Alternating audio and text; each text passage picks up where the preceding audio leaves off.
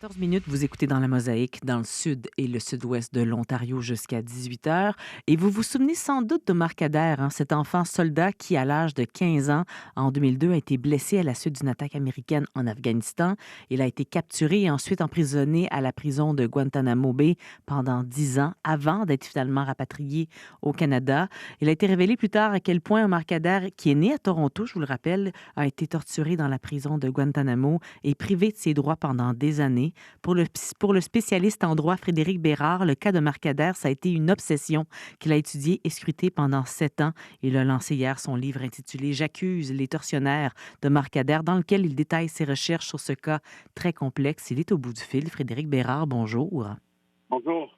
Parlez-moi de cette obsession-là. Donc, quelle était la bougie d'allumage de vos 7 ans de recherche? C'était l'âge de Marc Adair? C'est quand vous avez vu des nouvelles à propos de ce sujet-là? Quand vous avez vu des témoignages? Quand est-ce que ça a connecté, vous et ce sujet-là?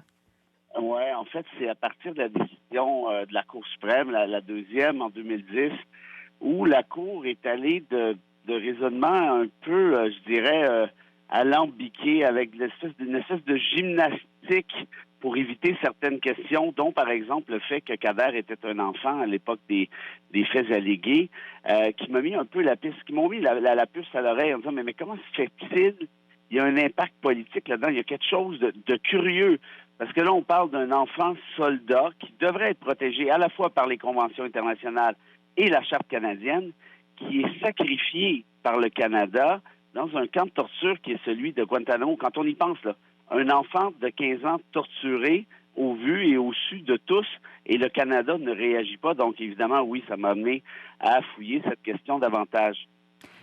Pourquoi est-ce qu'il n'a pas bénéficié de protection en tant que mineur? Est-ce que vos recherches vous ont donné un début de réponse? C'était une question politique, une question... Oui.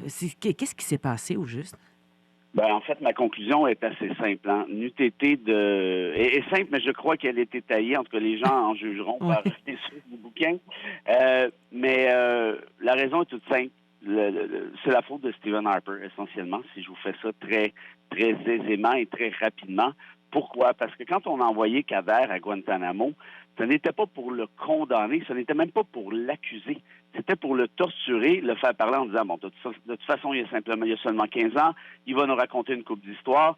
Par la suite, le Canada va lever la main en disant, rapatriez-nous notre enfant soldat, et puis basta, on passe à autre chose. Or, la réalité, c'est quand les États-Unis sont arrivés pour faire en sorte que Kader retourne au Canada, Stephen Harper a bloqué sa venue Huh. ici.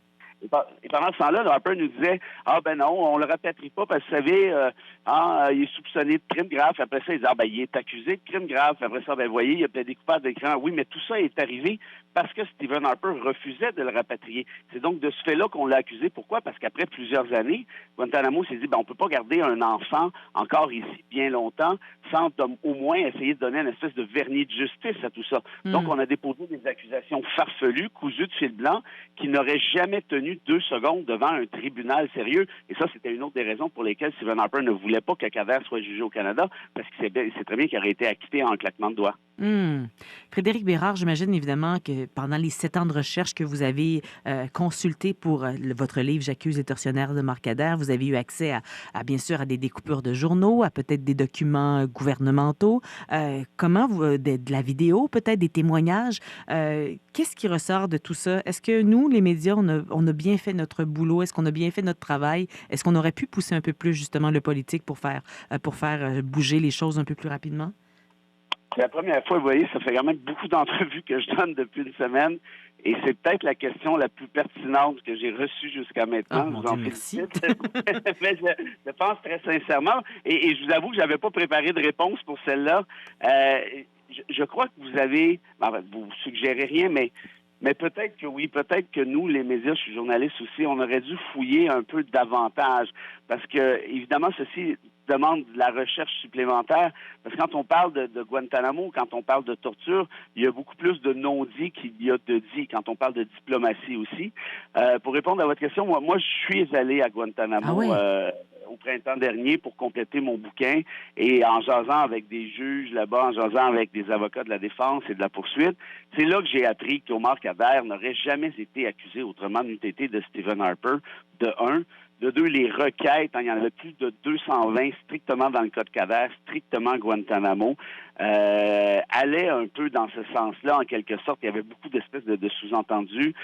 J'ai parlé aussi avec certains avocats de Kader qui m'ont confirmé qu'Hillary Clinton, qui était secrétaire d'État d'Obama à Mhm. l'époque, avait dit clairement à un d'entre eux, c'est-à-dire à Denis Sedney, Maître Edney, on veut bien vous le retourner, votre client au Canada, mais si votre premier ministre Harper refuse, qu'est-ce que vous voulez qu'on fasse? Eh là là, ouais. C'était quand même assez incroyable. Et cette révélation-là est sortie dans le Globe and Mail le 1er mars à la sortie du livre, et Stephen Harper s'en est vanté. Donc, en d'autres termes, ça, c'est encore plus problématique, parce qu'il a créé une politique de la division, et il joue là-dessus encore aujourd'hui.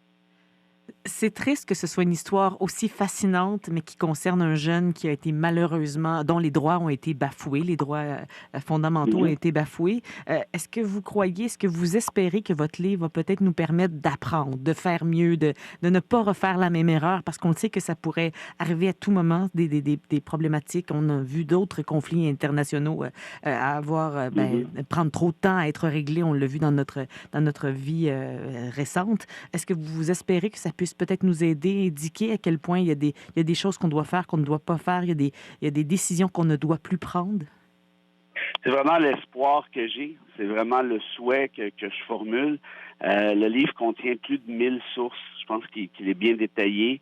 Les gens en jugeront, mais si justement il peut y avoir un impact sur cette espèce de conception-là qu'on a de la justice actuellement, qui s'est implantée tranquillement et qui a l'air de dire, ah ben, ouais, ben pour certains crimes, on n'est pas sûr qu'on va appliquer un tribunal juste, indépendant, impartial. On n'est pas sûr qu'on va accuser. On n'est pas sûr qu'on n'appliquera pas la torture.